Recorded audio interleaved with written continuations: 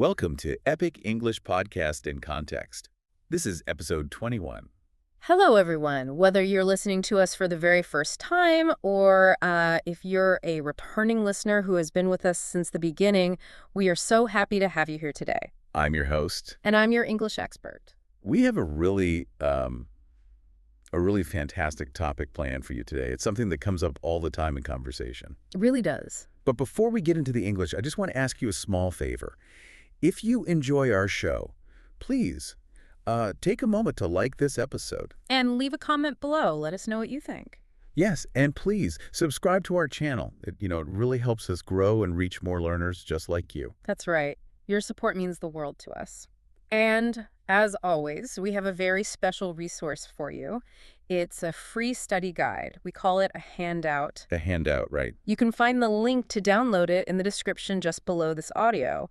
Or if you're watching the video version, you can simply scan the QR code that's on the screen right now. So we talk about the handout every episode.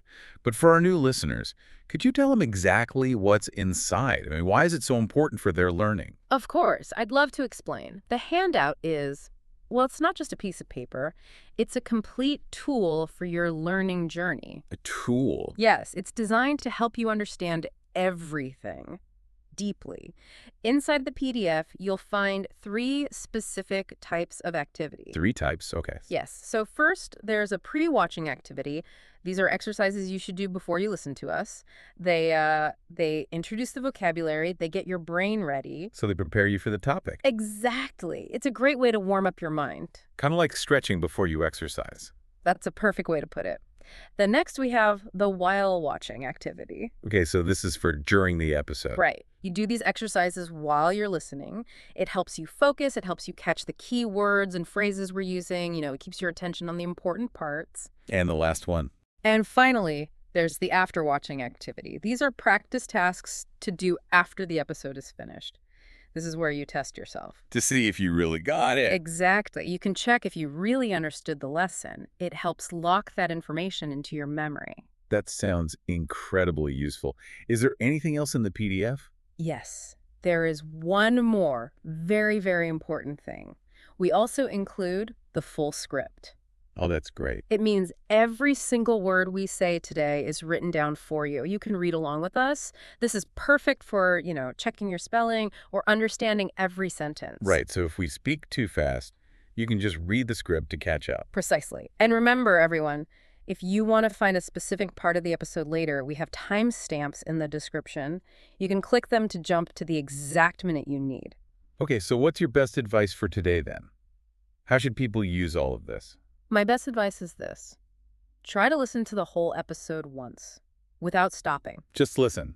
Just listen to the flow of the conversation. Then, listen a second time, and on that second time, have the handout open. Read the script, do the activities. I promise this method will help you learn much, much faster. Great advice. Okay, so let's talk about today's topic. What is our goal for today? What are we learning? Today, we are learning 5 natural ways to say it depends in English. It depends. That's a very common phrase. I feel like I hear it every day. It's incredibly common, and there's a reason for that. In life and in business, we don't always have a simple yes or no answer. That's so true. Life is complicated. It is. Sometimes you want to say yes, but there's a condition, or you want to say no, but you're not entirely sure. Exactly.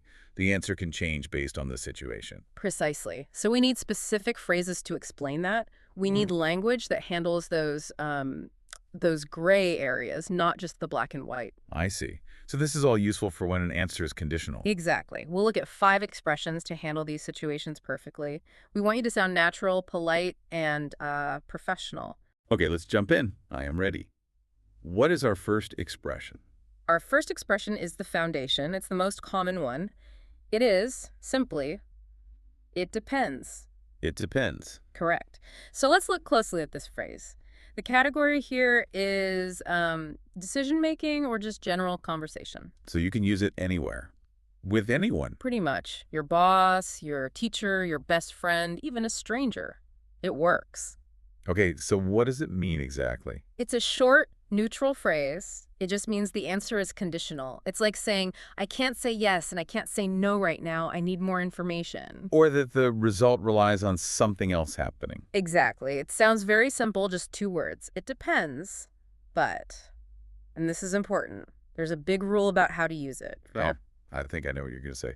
I hear students make mistakes with this all the time. You're right. There is a very strict rule here. This phrase is incomplete on its own. You cannot just say, it depends, and then stop speaking. You can't just stop. No, that's not helpful at all. If you just say, it depends, and go silent, the other person is just waiting. They're confused. Right. Effectively, it depends means I cannot answer yet because of X. You have to explain what that X is. I see. So X is the condition. You have to say the condition. Yes, you must. Okay, let's hear some examples of this. I want to understand how it sounds in real life. Sure. Let's look at example A. Imagine you're at school or maybe university. You're talking to your professor. You ask your teacher, is our homework due tomorrow? A very important question. It is. And the teacher might say, it depends if you finished the lab. I see. Let's break that down. So if I finish the lab, then the homework is due. Yes, But if I did not finish the lab, maybe the homework is not due for me yet. exactly that. The answer changes. It relies on the condition of the lab. The teacher can't just say yes to everyone because for some students, the answer is no. That makes perfect sense. Okay, let's try example B. Something from daily life, more casual. Okay. Imagine you ask a friend, do you want to go to the park this afternoon? And my friend isn't sure. Maybe they want to go, but there's a potential problem. Right. So the friend looks at the sky, they see some clouds, and the friend says, it depends on the weather. It depends on the weather. A classic example. It is. If it's sunny, the answer is yes. If it rains, the answer is no. The weather is the condition that decides the answer. Okay, let's do a role play now. I think that really helps to hear how it sounds in a real back and forth. Good idea. Let's do 2. For role play 1, we're at work. I'll be your boss. You want to ask me something about your schedule? Okay, I'm a little nervous because I want to leave early. Here we go. Hi, do you have a moment? I was wondering, can I leave work early today? It depends. Did you finish the report? Yes, I did. It's on your desk. Then yes, of course you can go. Okay, that was very clear. You used it depends to ask me a question, to check the condition. Right. The report was the condition. I needed to check that before I could give you permission. Now, let's do role play 2. This is daily life. I'll ask you a question about dinner. Go ahead. I'm hungry. Hey, do you want to get some pizza for dinner tonight? It depends. Is it from that expensive place downtown? No, don't worry. It's from the cheap place near your house. Ooh. Okay, then let's go. I love that place. Perfect, see? You used it correctly. You needed to know the price or maybe the location before you could say yes. Your answer relied on that information. So let's go back to that mistake you mentioned earlier. Stopping too soon. Can we explain again why that's so bad? Yes, it's a really big mistake. Imagine if I asked you, do you want to come to my party? And you just said, it depends. And then silence. Oh, wow. That'd be terrible. Sounds very rude. Exactly. It sounds cold. It sounds like you're hiding something. The listener's just standing there thinking, it depends on what? So the correction is to always, always, always add the reason immediately after. Yes. Don't even pause. Connect the ideas. Say, it depends on the price, or it depends on the time, or it depends if I'm tired. Don't leave the listener guessing. That's a great tip. It makes you sound much more fluent and friendly, too. Okay, let's practice. I want our listeners to speak now. Good idea. Okay, listeners, I want you to repeat after me. I'll leave a quiet space for you to speak out loud. Don't be shy. Ready? It depends. Do we have time? Pause. Good. Let's try it one more time. Focus on connecting the 2 sentences smoothly. It depends. Do we have time? Pause. Excellent. You're doing great. Now let's do a little mini quiz. This is just to test your understanding. Okay. Listeners, listen to this situation carefully. You are at an electronics store. You want to buy a new phone, but you aren't sure if you have enough money in your bank account. And your friend is with you. Your friend asks you, so are you buying the phone? Think about the phrase we just learned. You don't know the answer yet. You need to check your bank account first. What do you say? Which phrase is best here? Don't say the answer out loud. Just type your answer in the comments section below. We'll check them later. We want to see how you use it depends in a full sentence. Okay, let's move on to the second expression. This one's a little bit longer. It adds a bit more detail. I'm ready. The second expression is, it depends on the situation. It depends on the situation. This phrase is very, very useful. The category here would be work, planning, or even just everyday life. It's very versatile. So how is this one different from just saying it depends? Why do we add on the situation? That's a good question. Well, it's clearer and it's slightly more formal, but still very common. We use this when the context is complex. Complex. Yeah. Maybe there isn't just one single reason, like the money or the weather.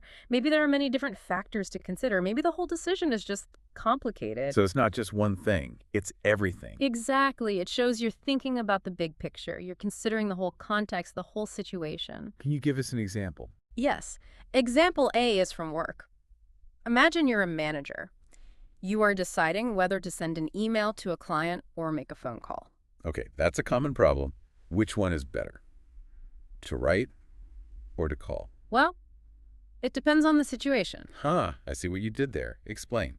If the news is urgent, you probably call. If the information is very detailed and you need a record, you email. If the client is very busy, maybe you email. The situation changes the best method. I understand. There are many variables. What about example B for daily life? Think about travel. Let's say you're deciding whether to drive your car to the airport or take the train. Yes. Always a hard choice. You might say to your friend, it depends on the situation. If there's heavy traffic, like the train. But if I have a lot of heavy bags, I drive. Okay, so the situation there includes traffic, the number of bags, the time of day, maybe the cost. It covers everything. Precisely. Let's try our role plays for this one. Great. Role play 1. We are planning a trip together, and I have a question about where we should stay. Okay. Ask away. So, is it better to book a hotel or an Airbnb for our vacation? It depends on the situation. For short trips, like a weekend, I prefer hotels. I see. So for longer trips, you might prefer an Airbnb because it has a kitchen and more space? Exactly. The situation, in this case, the length of the trip changes my preference. Okay, now for role play 2, daily life. I'll ask you about what you wear. Okay. Do you usually wear a suit? It depends on the situation.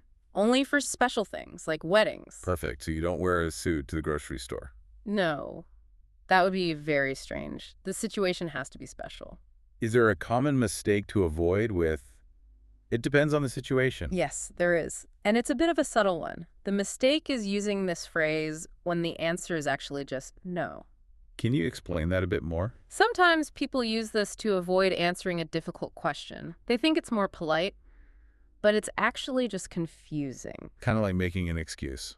Exactly. If someone asks you, can you help me move my heavy furniture this weekend? And you say, well, it depends on the situation. But you really mean, no, I'm busy. That's not very helpful. I see. It gives the other person false hope. They're waiting for you to explain the situation. Right. So the correction is, use it only when you genuinely need to explain different contexts. Don't use it to hide your real answer. That's good advice. Clarity is important. Be clear. Okay, let's practice this one. Listeners, it's your turn again. This time, we want you to build a sentence in your mind. Yes. I want you to create a sentence in your head. I'll start it for you, and you finish it. Ready? It depends on... Now think of a reason. The cost. The time. My energy level. Go ahead, say it out loud. Pause. Did you say it depends on the price? Or it depends on who is going? Good job. All right, time for mini quiz number 2. Here is the scenario. Listen closely. A colleague at work asks you, is it better to work from home or from the office? You think both have good points and bad points. Sometimes home is quiet and good for focus, but the office is better for meetings and teamwork. How do you start your answer? What's the best phrase to show that the answer relies on the context, on many different factors? Write your answer in the comments. We love reading them. Okay, we're doing great. What is expression number 3? Expression number 3 is a really useful one. It's, that depends on what you mean. That depends on what you mean. Ooh, this sounds a little different. It is. The category here is discussion or clarification. Clarification. Good Meaning shot. Exactly. it's polite and it's careful. You use this when a question someone asks is a bit vague. What does vague mean? Vague means not clear. It means a word could have two or more different definitions. So you use this phrase when you don't understand the specific definition the other person is using. So I'm kind of asking them to explain their word choice a little more. Exactly. You're saying, I want to answer your question, but first, I need you to tell me your definition of this word. You're asking for clarity. Let's look at example A. Okay. Imagine you're at work. Your manager comes over and asks, is the project done? That seems like a simple yes or no question. Well, maybe not. The word done can mean many things. So you might answer, that depends on what you mean. The first draft is done, but the final edit is not. Ah, I get it.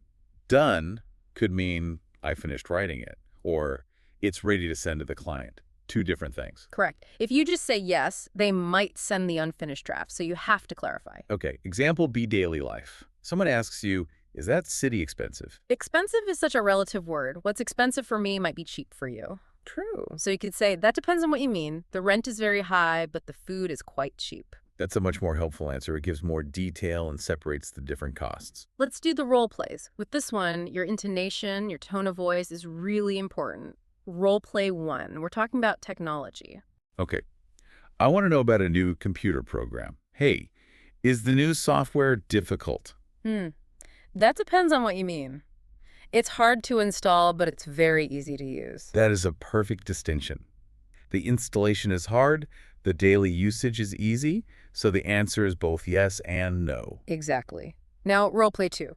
We're friends talking about a movie. Your turn to ask me. Okay, I was thinking of seeing that new movie. Is it scary? That depends on what you mean. It has ghosts, but it has no blood or violence. Good example. Some people think ghosts are really scary. Other people only think violence is scary. You clarified the type of scary. Right. Now, what's the common mistake here? You mentioned my intonation earlier. Yes, I did. The mistake is using an aggressive tone of voice. Like, that depends on what you mean. Whoa! Yes, exactly like that. It sounds so rude. It sounds like you were challenging the other person. Like you're saying, your question is stupid. And we definitely do not want to sound rude. We want to be helpful.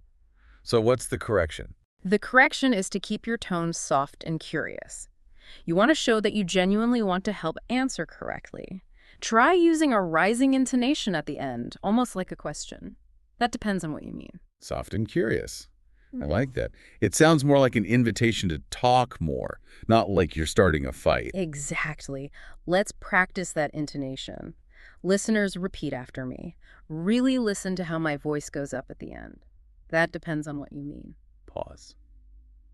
Good. Try to sound polite. Try to sound helpful one more time. That depends on what you mean. Pause. Very good. That sounded much better. Okay, let's do mini quiz number 3. Here's the scenario. Your boss asks you, is the team being productive?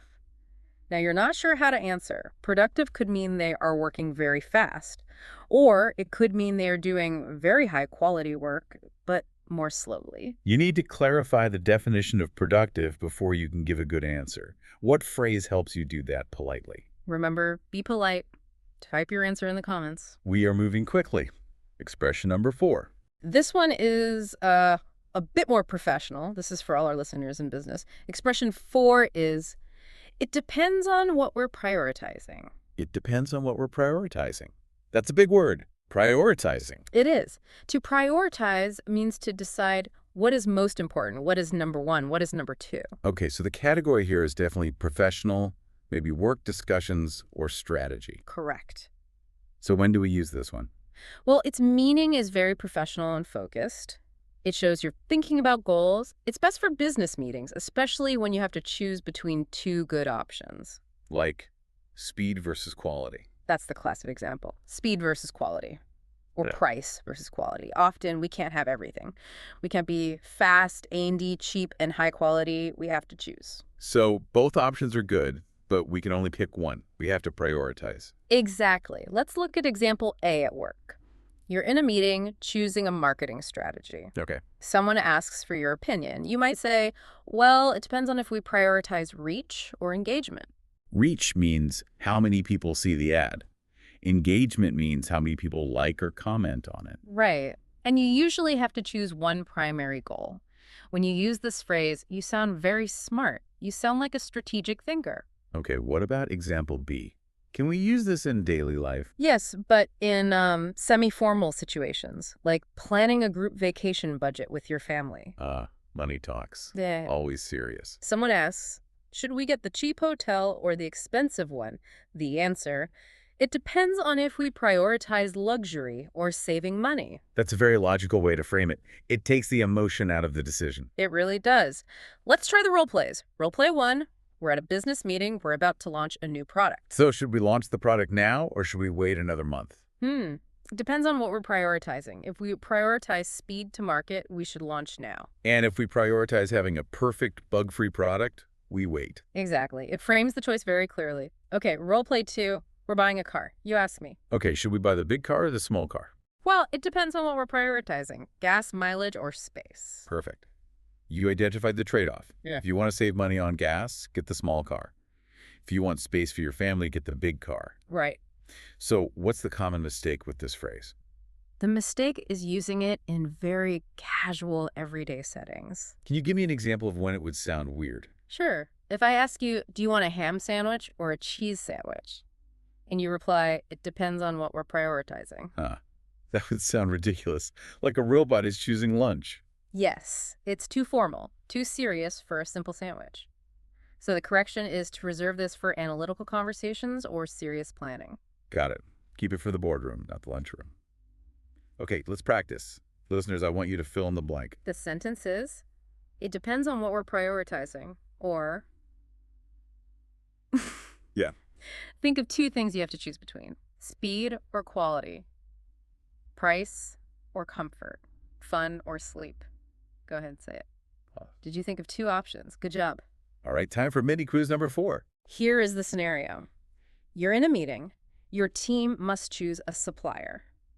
One supplier is cheap, but very slow. The other supplier is expensive, but very fast. Your manager asks for your opinion. You want to sound professional. You want to highlight the choice between cost and speed. Which phrase is the best one to use here? Let us know what you think in the comments. Okay. We have one last expression. Number 5. This one is a little different from the others. Expression 5 is, it could go either way. It could go either way. The category here is advice, prediction, or outcome discussion. Okay, so what does it mean? It's balanced and thoughtful. It suggests there's a 50-50 chance. It means 2 different outcomes are equally likely to happen. So we use this when we are predicting the future and we're not sure. Exactly. Or when 2 options or 2 teams are equally strong and we just don't know who will win, it expresses true uncertainty. Okay, let's see. Example A. At work, you're trying to predict if a client will sign a new contract. You had a good meeting, but you're still not sure of the final result. You might say to your colleague, well, they like the presentation, but I know their budget is tight. Honestly, it could go either way. So it means you're not sure? It could be yes, it could be no, it's 50-50. Right. Example B. Daily life. Predicting who will win a sports match. Football, basketball, anything. Who do you think will win the game tonight? Oh, both teams are playing really well. It could go either way. That's a very common phrase in sports. It means the game will be very close. It does. Let's role play. Role play 1. Work context. You were asking me about a job interview you just finished. So do you think I'll get the promotion? It's really hard to say. The interview went well, but I know there's a lot of competition. It could go either way. That's a very honest answer. It manages my expectations. It tells me not to get too excited, but also not to be too sad. Exactly. Okay, role play 2. Daily life. Let's talk about the weather again. Everyone loves talking about the weather. We do. Do you think it will rain during our picnic tomorrow? You know, the forecast keeps changing. It could go either way. I hope it doesn't rain. We do. But the phrase shows the uncertainty. It's a good way of saying, I just don't know. What's the mistake here? The mistake is using this phrase when you actually know the answer, or when you have a really strong opinion. So if I'm almost certain it's going to rain, I shouldn't say it could go either way. Correct. If you look outside and see giant black clouds and hear thunder, don't say it could go either way. That's misleading. Only use this when you genuinely believe the outcome is uncertain or balanced. Okay. Practice time for our listeners. This phrase has a nice, specific rhythm. Repeat it slowly after me. Feel the rhythm of the words. It could go either way. Pause. Good. Now one more time, a little faster. Connect the words. It could go either way. Excellent. And finally, our mini quiz number 5. Here is the scenario. A friend asks if you think the prices of houses will go up or down next year. You've read some articles from experts saying prices will go up, and other articles from experts saying prices will go down. You really have no idea. It's a total toss-up. Hmm. How do you express this 50-50 uncertainty? Put your answer in the comments. Wow. We covered a lot today. That was 5 really great expressions. It was. Let's do a very quick recap. Sure. First, we learned the simple, classic phrase, it depends. And remember to always add the reason. Don't just stop talking. Second, we learned it depends on the situation. Use that for complex contexts with many different factors. Third, we had that depends on what you mean. A great tool to politely ask for clarification. And remember to use a soft, curious voice. Fourth, the professional one. It depends on what we're prioritizing. Use that for strategy and making choices in business or serious planning. And fifth, it could go either way.